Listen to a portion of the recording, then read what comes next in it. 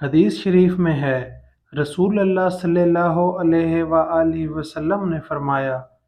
کہ بچہ جب تک بالغ نہیں ہوتا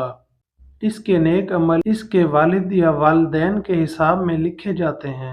اور جو کوئی برا عمل کرے تو نہ اس کے حساب میں لکھا جاتا ہے نہ والدین کے حساب میں۔ پھر جب وہ بالغ ہو جاتا ہے تو حساب اس کے لیے جاری ہو جاتا ہے، اور دو فرشتے جو اس کے ساتھ رہنے والے ہیں ان کو حکم دے دیا جاتا ہے کہ اس کی حفاظت کریں اور قوت بہم پہنچائیں۔ جب حالت اسلام میں 40 سال کی عمر کو پہنچ جاتا ہے تو اللہ تعالیٰ اس کو 3 قسم کی بیماریوں سے محفوظ کر دیتے ہیں، جنون، جذام اور برز سے۔ جب 50 سال کی عمر کو پہنچتا ہے تو اللہ تعالیٰ اس کا حساب ہلکا کر دیتے ہیں۔ جب 60 سال کی عمر کو پہنچتا ہے تو اللہ تعالیٰ اس کو اپنی طرف رجوع کی توفیق دے دیتے ہیں۔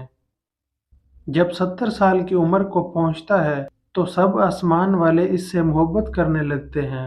اور جب 80 سال کو پہنچتا ہے تو اللہ تعالیٰ اس کی نیکیوں کو لکھتے ہیں اور گناہوں کو معاف فرما دیتے ہیں۔ پھر جب 90 سال کی عمر ہو جاتی ہے تو اللہ تعالیٰ اس کے سب اگلے پچھلے گناہ معاف فرما دیتے ہیں اور اس کو اپنے گھر والوں کے معاملے میں شفاعت کرنے کا حق دیتے ہیں، اور اس کی شفاعت قبول فرماتے ہیں، اور اس کا لقب محتمد اور زمین میں اللہ کا قیدی ہو جاتا ہے،